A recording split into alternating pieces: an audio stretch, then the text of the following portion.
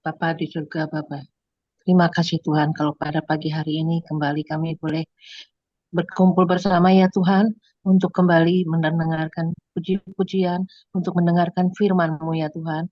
Kosongkanlah hati kami supaya kami bisa menerima dengan hikmat dari Engkau ya Tuhan.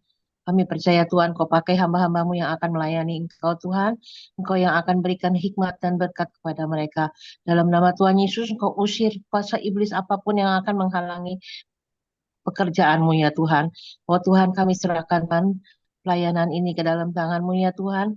Kebaktian ini juga kami serahkan kepadamu Tuhan. Kami persalaskan doa kami ini hanya di dalam nama Tuhan Yesus Kristus. Haleluya. Amin. Amin. Terima kasih Ibu Rosi. Silakan Ibu Veronica. 2 Tawarik 1 ayat 1 sampai 17.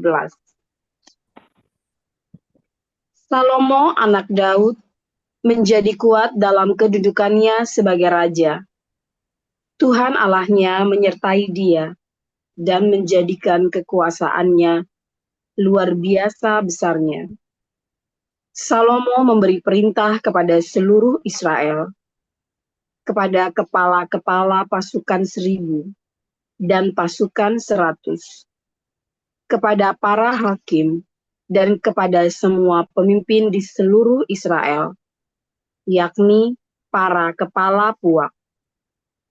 Lalu pergilah Salomo bersama-sama dengan segenap jemaah itu ke bukit pengorbanan yang di Gibeon.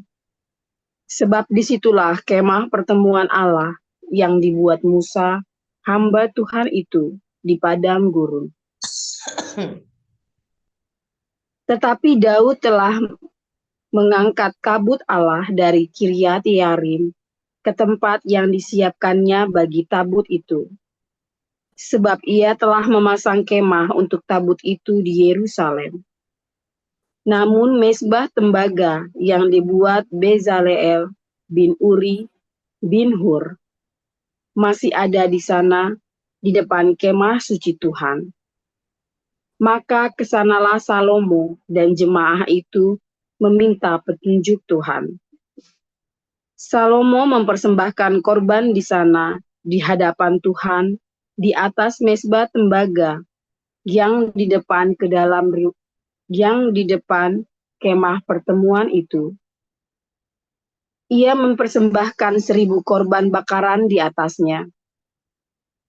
Pada malam itu juga Allah menampakkan diri kepada Salomo dan berfirman kepadanya, "Mintalah apa yang hendak kuberikan kepadamu." Berkatalah Salomo kepada Allah, "Engkaulah yang telah menunjukkan kasih setiamu yang besar kepada Daud, ayahku, dan telah mengangkat aku menjadi raja menggantikan dia. Maka sekarang, ya Tuhan Allah, tunjukkanlah keteguhan janjimu kepada Daud ayahku, sebab engkaulah yang telah mengangkat aku menjadi raja atas suatu bangsa yang banyaknya seperti debu tanah. Berilah sekarang kepadaku hikmat dan pengertian, supaya aku dapat keluar dan masuk sebagai pemimpin bangsa ini. Sebab siapakah yang dapat menghakimi umatmu yang besar ini?" Berfirmanlah Allah kepada Salomo, "Oleh karena itu yang kau ingini, dan engkau tidak meminta kekayaan, harta benda, kemuliaan, atau nyawa pembencimu, dan juga tidak meminta umur panjang. Tetapi sebaliknya, engkau meminta kebijaksanaan dan pengertian untuk dapat menghakimi umatku yang atasnya aku telah merajakan engkau. Maka kebijaksanaan dan pengertian itu diberikan kepadamu. Selain itu, aku berikan kepadamu kekayaan, harta benda, dan kemuliaan, sebagaimana belum pernah ada pada raja-raja sebelum engkau, dan tidak akan ada pada raja-raja sesudah engkau." Lalu pulanglah Salomo dari bukit pengorbanan yang di Gibeon itu, dari depan kemah pertemuan ke Yerusalem, dan ia memerintah atas Israel. Salomo mengumpulkan juga kereta-kereta dan orang-orang berkuda, sehingga ia mempunyai 1.400 kereta dan 12.000 orang berkuda, yang semuanya ditempatkan dalam kota-kota kereta dan dekat raja di Yerusalem. Raja membuat banyaknya emas dan perak di Yerusalem, sama seperti batu, dan banyaknya pohon kayu aras, sama seperti pohon ara yang tumbuh di daerah bukit. Kuda untuk Salomo didatangkan dari Misraim, dan dari Kewe, saudagar-saudagar raja membelinya dari Kewe dengan harga pasar. Sebuah kereta yang didatangkan dari Misraim berharga sampai 600 shikal perak, dan seekor kuda sampai 150 shikal. Dan begitu juga melalui mereka dikeluarkan semuanya itu kepada raja orang Het dan kepada raja-raja Aram. Ya, silakan Pak Siliwangi. Silakan Pak Siliwangi.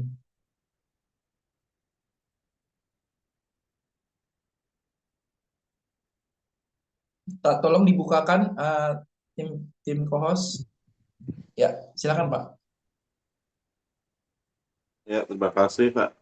Firman Tuhan, pemberian Tuhan, Yakobus 1 ayat 1 sampai 27. Salam dari Yakobus, hamba Allah dan Tuhan Yesus Kristus kepada ke-12 suku di perantauan. Saudara-saudaraku, anggaplah sebagai suatu kebahagiaan apabila kamu jatuh ke dalam berbagai percobaan. Sebab kamu tahu bahwa ujian terhadap imanmu itu menghasilkan ketekunan. Dan biarkanlah ketekunan itu memperoleh buah yang matang, supaya kamu menjadi sempurna dan utuh dan tidak kekurangan suatu apapun. Tetapi apabila di antara kamu ada yang kekurangan hikmat, hendaklah ia memintakannya kepada Allah, yang memberikan kepadanya semua orang dan murah hati dan dengan tidak membangkit-bangkit. Maka hal itu akan diberikan kepadanya. Hendaklah ia memintanya dalam iman, dan sama sekali jangan bimbang. Sebab orang yang bimbang sama dengan gelombang laut yang diombang-ambingkan kian kemari oleh angin. Orang yang demikian janganlah mengira bahwa ia akan menerima sesuatu dari Tuhan. Sebab orang yang mendua hati tidak akan tenang dalam hidupnya. Baiklah saudara yang berada dalam keadaan yang rendah, bermegah karena kedudukannya yang tinggi. Dan orang kaya karena kedudukannya yang rendah, sebab ia akan lenyap seperti bunga rumput. Karena matahari terbit dengan panasnya yang terik dan melayukan rumput itu. Sehingga gugurlah bunganya dan hilanglah semaraknya. Demikian jugalah halnya dengan orang kaya. Di tengah-tengah segala usahanya ia akan lenyap. Berbahagialah orang yang bertahan dan dalam pencobaan, sebab apabila ia sudah tahan ini, ia akan menerima mahkota kehidupan yang dijanjikan Allah kepada barang siapa yang mengasihi dia. Apabila seorang dicobai, janganlah ia berkata, pencobaan ini datang dari Allah, sebab Allah tidak dapat dicobai oleh yang jahat, dan ia sendiri tidak mencobai siapapun, tetapi tiap-tiap orang dicobai oleh keinginan sendiri, karena ia diseret dan dipikat olehnya. Dan apabila keinginan-keinginan itu telah dibuahi, ia melahirkan dosa, dan apabila dosa itu sudah matang, ia melahirkan maut. Saudara-saudara yang kukasihi, janganlah sesat. Setiap pemberian yang baik dan setiap anugerah yang sempurna datangnya dari atas, diturunkan dari Bapa segala terang. Padanya tidak ada perubahan atau bayangan karena pertukaran. Atas kehendaknya sendiri ia telah menjadikan kita oleh firman kebenaran, supaya kita pada tingkat yang tertentu menjadi anak sulung di antara semua ciptaannya. Hai saudara-saudara yang kukasihi, ingatlah hal ini. Setiap orang hendaklah cepat untuk mendengar, tetapi lambat untuk berkata-kata, dan juga lambat untuk marah. Sebab amarah manusia tidak mengerjakan kebenaran di hadapan Allah. Sebab itu buanglah segala sesuatu yang kotor dan kejahatan yang begitu banyak itu, dan terimalah dengan lemah lembut firman yang tertanam di dalam hatimu, yang berkuasa menyelamatkan jiwamu. Tetapi hendaklah kamu menjadi pelaku firman dan bukan hanya pendengar saja, sebab jika tidak demikian, kamu menipu diri sendiri. Sebab jika seorang hanya mendengar firman saja dan tidak melakukannya, ia adalah sempurna seorang yang sedang mengamat-amati mukanya yang sebenarnya di depan cermin. Baru saja ia memandang dirinya, ia sudah pergi atau ia segera lupa bagaimana rupanya. Tetapi barang siapa meneliti hukum dan yang sempurna, yaitu hukum yang memerdekakan orang, dan ia bertekun di dalamnya, jadi bukan hanya mendengar untuk melupakannya, tetapi sungguh-sungguh melakukannya, ia akan berbahagia oleh perbuatannya. Jikalau ada orang menganggap dirinya beribadah, tetapi tidak mengekang lidahnya, ia menipu diri sendiri, maka sia-sialah ibadahnya. Ibadah yang murni dan yang tidak tercacat di hadapan Allah Bapa kita ialah mengunjungi yatim piatu dan janda-janda dalam kesusahan mereka dan menjaga supaya dirinya sendiri tidak dicemarkan oleh dunia. Demikian firman Tuhan. Ya, terima kasih Ibu Veronica, Pak Siliwangi yang sudah membacakan Alkitab hari ini. Kita akan mendengarkan firman Tuhan yang akan dibawakan oleh gembala kita, Pastor Dr. Joseph Pauljang, dengan judul Hikmat Salomo dengan 1000 Wanita. Silakan, Pastor.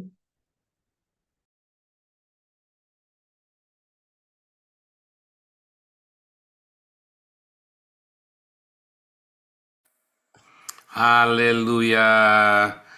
Firman Tuhan selalu baru setiap hari. Kalau kita menanti-nantikan Tuhan, nantikan Tuhan ya setiap hari di embun pagi. Nah, dalam segala pergumulan, dalam segala betapa berkabutnya pikiranmu, betapa gelapnya jalan hidupmu. Nantikan di embun pagi setiap hari. Ya, selalu ada yang baru.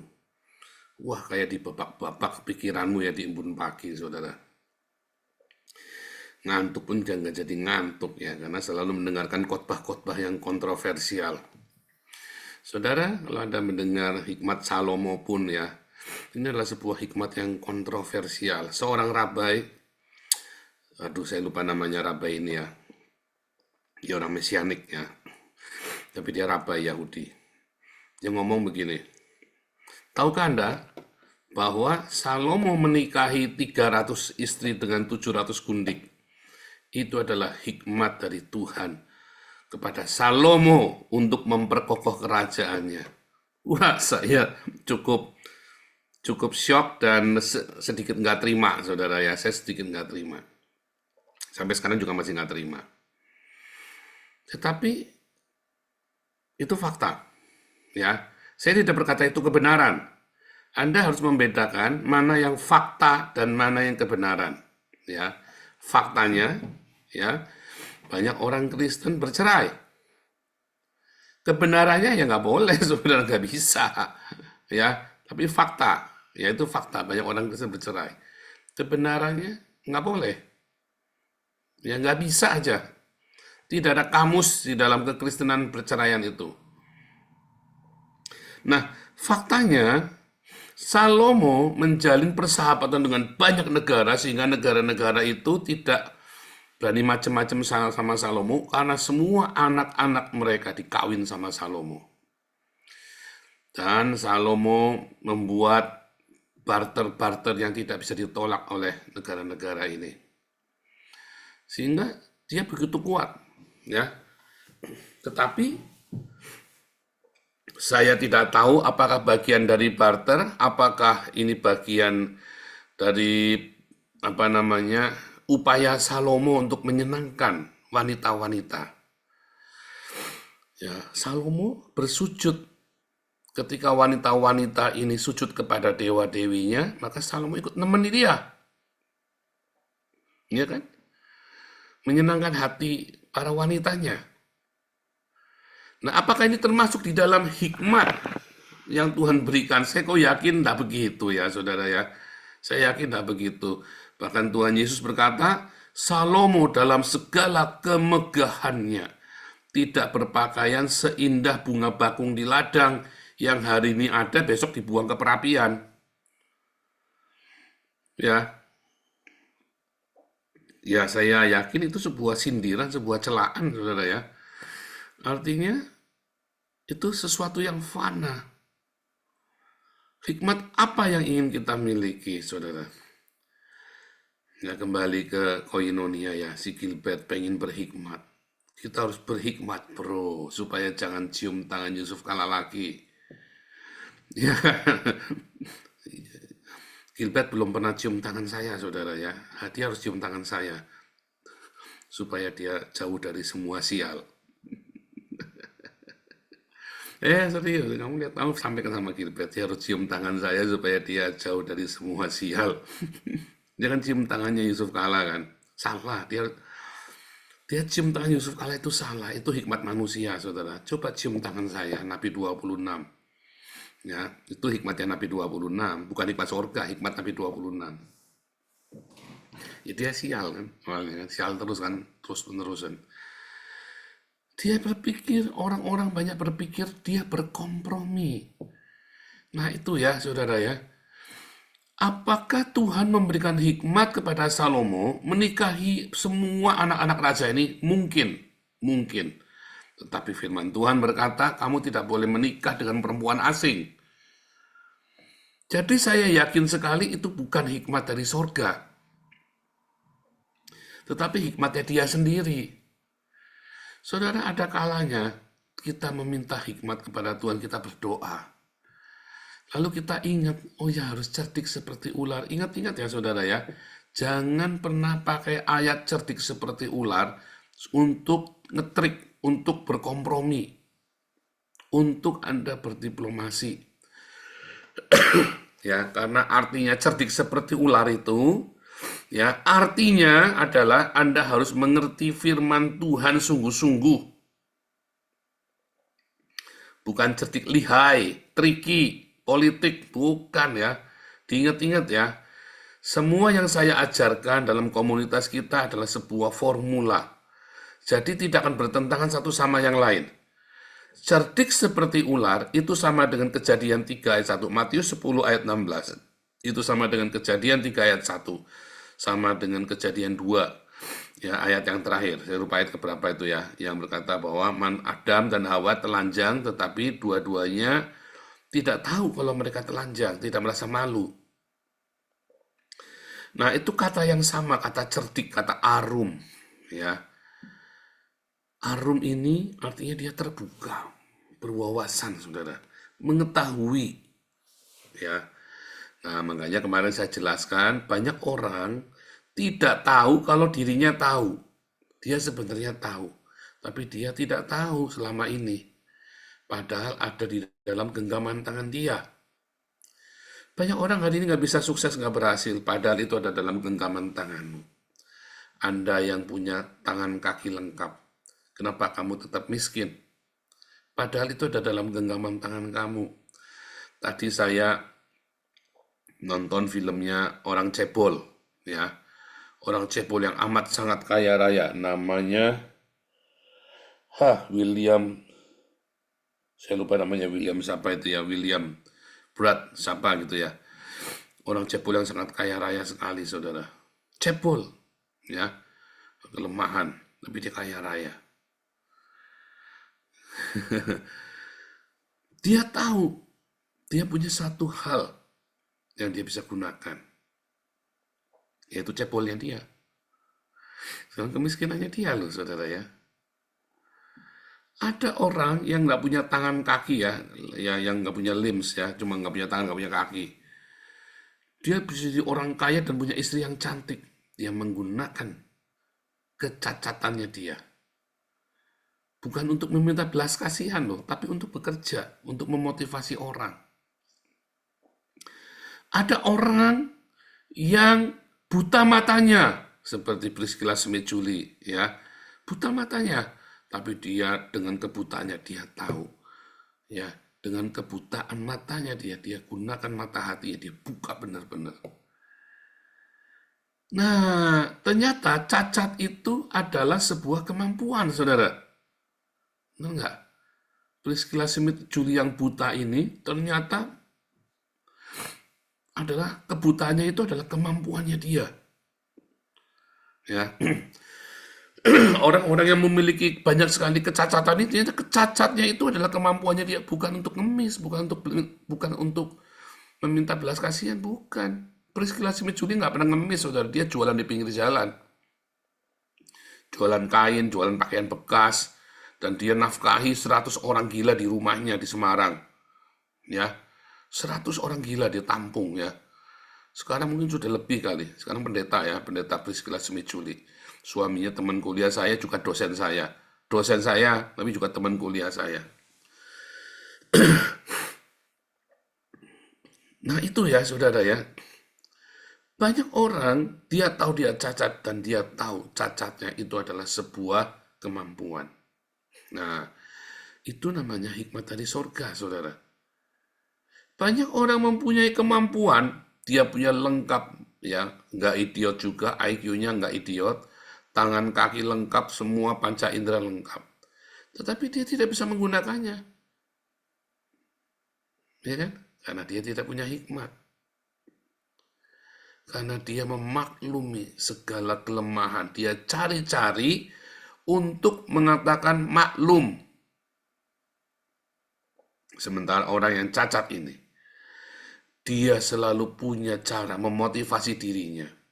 Sehingga cacatnya itu adalah kekuatan bagi dia. Ya, cacatnya itu jadi kekuatan bagi dia. Malah kemarin si Deddy Mulyadi sering bolak-balik rahasia pengemis yang pura-pura buntung. Ya, karena konyol ini kan, cacatnya buat ngemis, pura-pura cacat buat ngemis. Nah ini mental ini. Itulah mentalitas yang ada banyakkan orang. Makanya dia yang badannya utuh, pura-pura cacat. Cacatnya buat jualan kasihan. Tetapi orang yang punya hikmat dari sorga, dia gunakan cacatnya, ya, untuk berkarya. Contohnya Beethoven, saudara. Beethoven itu ternyata cacat juga, saudara, ya. Ya, Beethoven itu cacat. Siapa itu penyanyi Italia itu yang suaranya bagus itu, ya? Matanya buta. Ya. Ada pemain piano Korea yang Down syndrome dan tangannya cungkring kayak kepiting, saudara. Jadi cuma bisa gini-gini tangannya begini, jarinya 3. Dia main piano bagus sekali, ya, saudara, ya. Banyak orang, ya, bukan cuma Stevie Wonder, ada lagi, ya, ada yang nyanyi, yang orang Italia. Kalau Stevie Wonder kan orang kulit hitam, itu juga termasuk, ya, Stevie Wonder, ya. Stevie Wonder juga termasuk. Banyak orang-orang yang memaklumi dirinya nggak bisa. Karena dia nggak punya hikmat. Tapi kalau Anda lihat, orang-orang cacat yang dia menggunakan cacatnya itu untuk kemuliaan Tuhan. Kalau Anda, ya, cacat dan cacatnya itu menginspirasi orang untuk dia berjuang, itu namanya kemuliaan Tuhan, saudara. Ya, itu namanya untuk kemuliaan Tuhan, ya. Tetapi banyak orang yang normal, banyak sekali orang normal, ya. Tetapi dia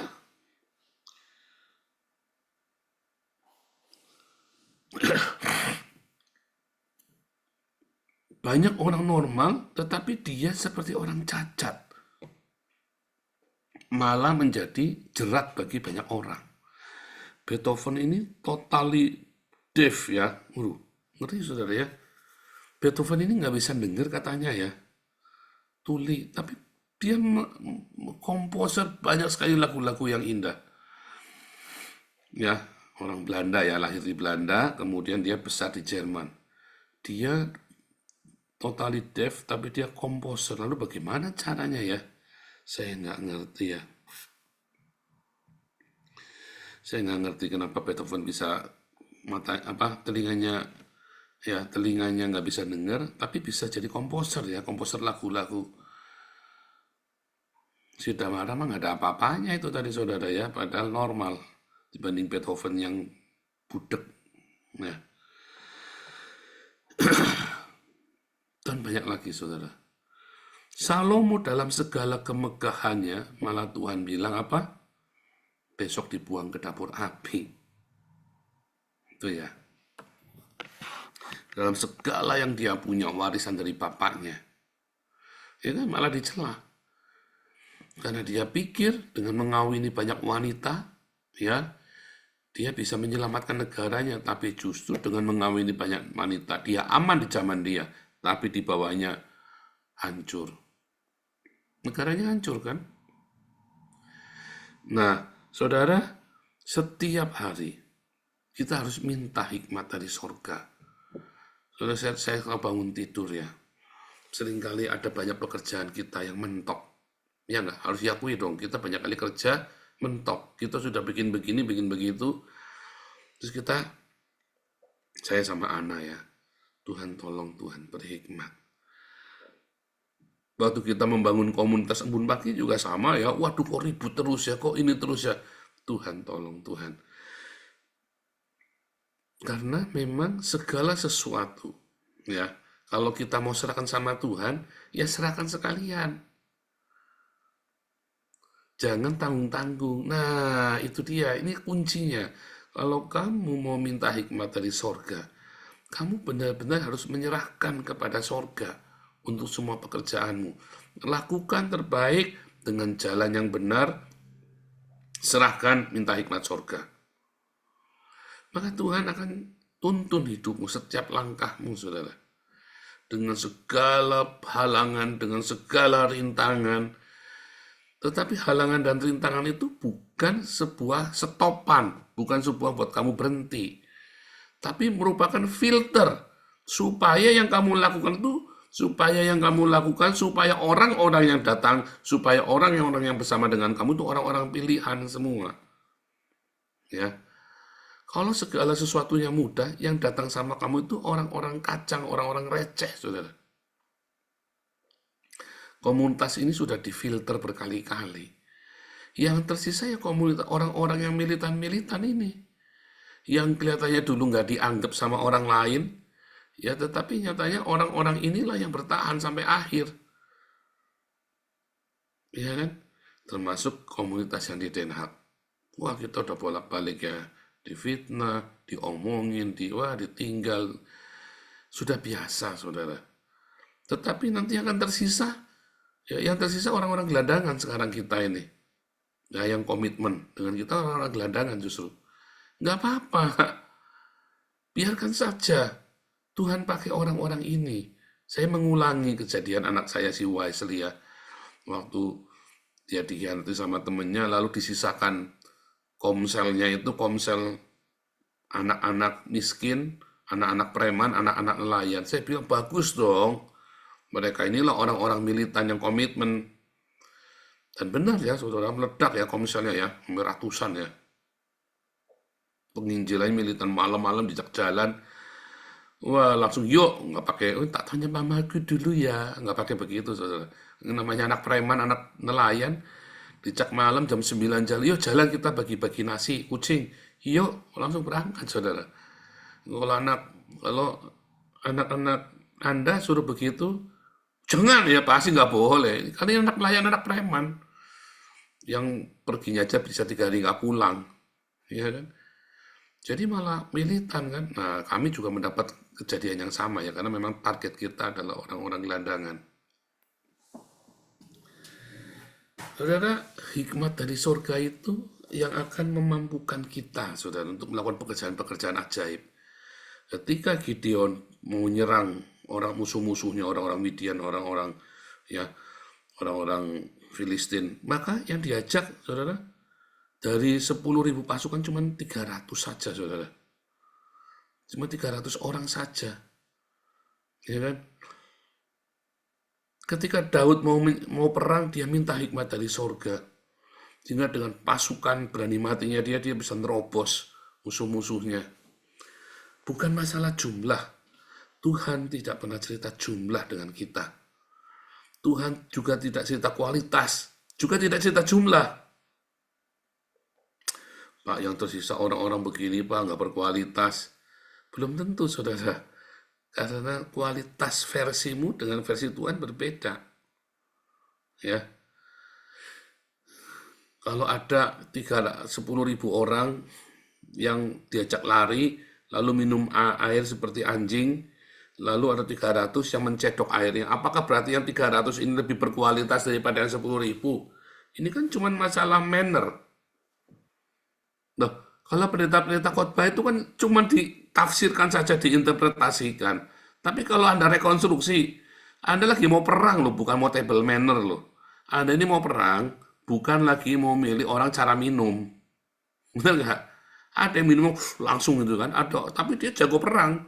Kamu mau pilih mana, saudara? Ada orang yang mau minumnya hati-hati, dia pakai tisu, segala macam. Saya nggak akan pilih orang itu kalau saya, saudara. Tapi ini masalahnya adalah Tuhan lagi mau tunjukkan caranya. Tuhan lagi mau tunjukkan caranya berperang, memberikan hikmat kepada Gideon yang kita tidak pernah mengerti. Ketika Israel mengelilingi Yeriko itu, saudara, ada penjelasannya ya, mengapa Yeriko bisa runtuh tanpa digempur-gempur, runtuh sendiri, hanya dengan sekali, dan yang hari terakhir 7 kali bisa runtuh Yerikonya. Nah, itu adalah hikmat dari sorga, saudara ya. Nah, seringkali hikmat dari sorga ini sangat kontroversial, tetapi tidak akan pernah melanggar firman-Nya sendiri. Itu kata kuncinya, saudara. Jangan pernah Anda sedih ketika perusahaanmu lagi turun, down, apalagi masa-masa ini. Jangan pernah sedih ketika karirmu lagi turun. Jangan pernah sedih ketika kamu lagi down. Jangan pernah sedih ketika kamu lagi ditinggal. Jangan pernah sedih ketika kamu nggak punya uang. Kamu fokus sama Tuhan. Tuhan ajarin kamu bukan karena uang. Tuhan ajarin kamu bukan karena teman. Tuhan ajarin kamu bukan karena apa yang kamu punya. Tuhan ajari kamu next level, saudara. Ya, hikmat yang next level. Kalau kamu sering melakukannya, maka kamu akan cerdas spiritual. Nah, kecerdasan spiritual ini yang kamu nggak mau dapat. Kamu nggak mau belajar. Kenapa? Karena kamu begitu nggak punya uang kan girap-girap kan. Utang sana, utang sini kan. Kamu pikirkan uang itu hikmat dari surga, yang penting dapat uang hari ini. Mau bayar anak sekolah, yang penting kamu dapat uang. Salah, saudara. Yang penting dapat uang. Yang penting anakmu bisa tetap sekolah. Benar nggak? Anakmu sakit, cari utangan, yang penting punya uang. Salah. Yang penting sembuh. Bukan yang penting uang. Benar nggak? Anda kehilangan fokus. Karena apa? Dalam pikiranmu selalu uang kan? Utang kan? Nggak punya beras. Terus kamu pikir apa? Cari utangan kan sama tetangga, utang beras kan? Kamu pikir utang beras. Padahal yang penting apa, saudara? Makan kan, bukan beras kan? Makanya, saudara, di dalam masa-masa saya, pacekliknya saya, Ana itu jadi pinter masak. Dulu waktu kami baru menikah, selama kita masih punya banyak uang ya. Kalau masak itu ada keasinan, ada gosong, ada, tidak karu-karuan, saudara ya. Tapi begitu kita udah nggak punya uang, Ana masak yang aneh-aneh, saudara ya. Nggak punya jajan, nggak punya apa, dibikin yang aneh-aneh, saudara. Dengan apa adanya di dapur. Kalau kamu tanya, ya ini mau kata bukan sombong, saudara ya. Seluruh restoran di Belanda itu nggak ada yang seenak makanannya Ana. Kalau masak Chinese food, masak aja. Serius, saudara. Dari mana? Dari kepepet. Ya, kita tinggal di ACC, tinggal di camp pengungsi. Nggak bisa cari uang, nggak bisa cari. Cuman masak, anak kerjanya tiap hari cuman masak. Cuman masak aneh-aneh kita jadi kelinci percobaan. Doyan nggak? Doyan nggak? Kepepet, nggak ada duit ya doyan, saudara. Iya kan? Serius, saudara ya. Ini benar-benar ya. Jadi semua terjadi ya, semua terjadi di luar nalar. Kalau kamu masih memikir, oh harus butuh uang, oh harus begini Pak, kan harus begini. Kadang-kadang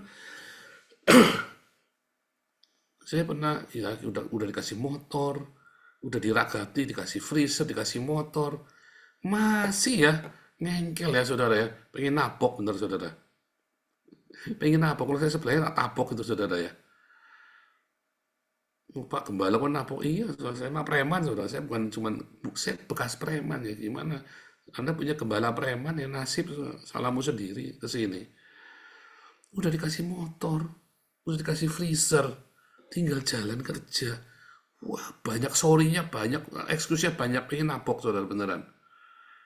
Jadi motornya kita tarik, freezernya kita tarik. Ya, saya miskin dulu, nggak ada yang nolongin kayak gitu saudara ngasih motor. Nggak ada yang ngasih freezer, nggak ada yang modalin saya. Saya kerekelan sendiri, masuk penjara 2 kali saudara. Nggak ada yang kasih kemudahan-kemudahan begitu. Ya, ajaib ya saudara ya. Nah itulah kenapa.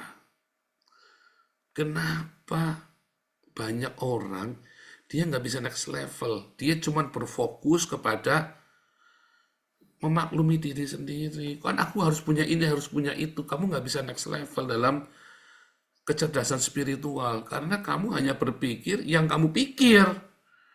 Jangan mikir, jangan berpikir kamu berpikir. Kamu serahkan datang, ada kerjain. Kerjain. Kamu pertama ada kerjain dulu. Apapun yang ada padamu, kerjakan dulu saudara. Ya.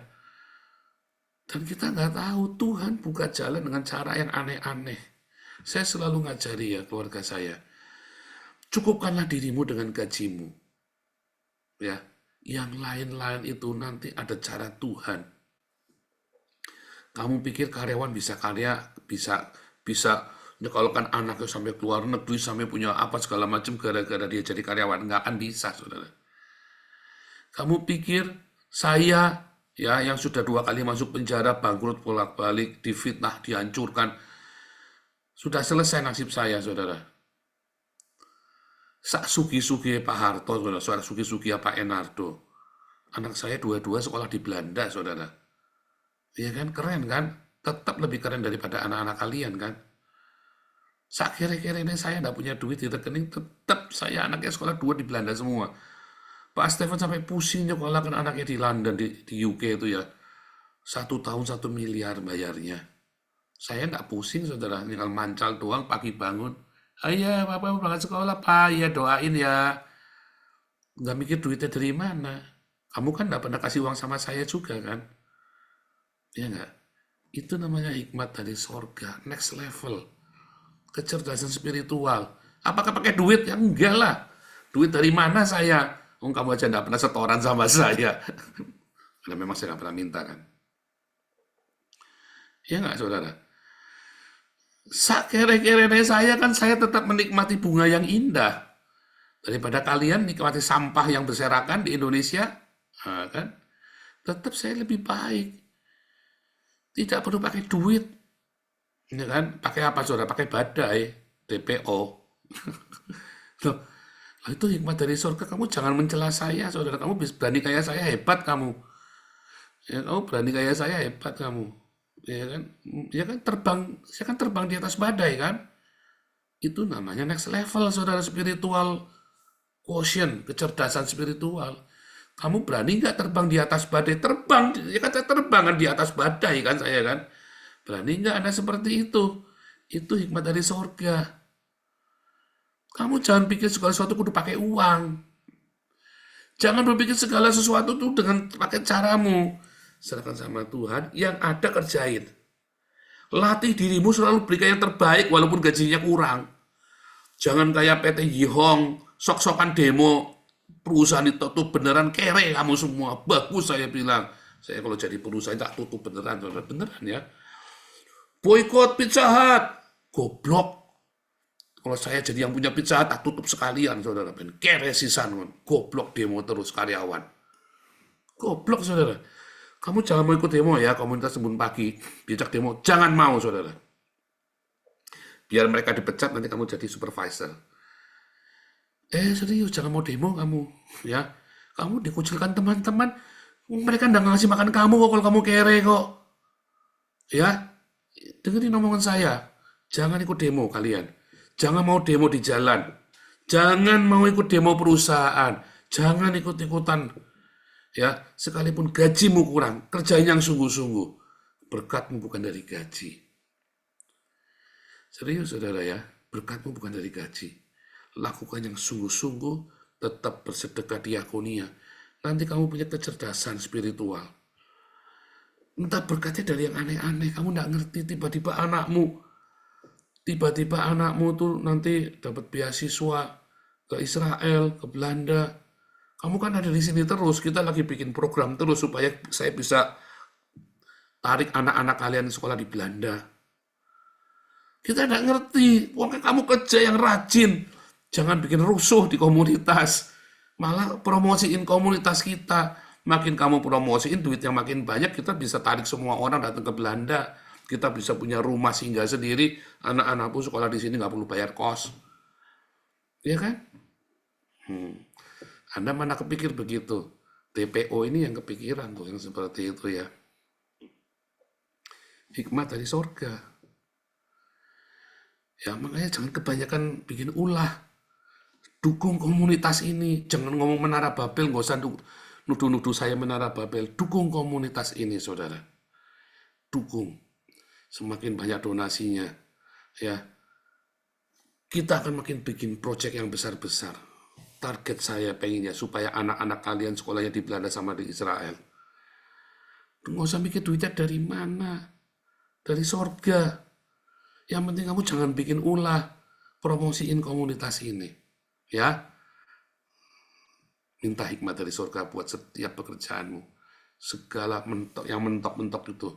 Puasa, Tuhan, tolong. Ya, Tuhan Yesus memberkati.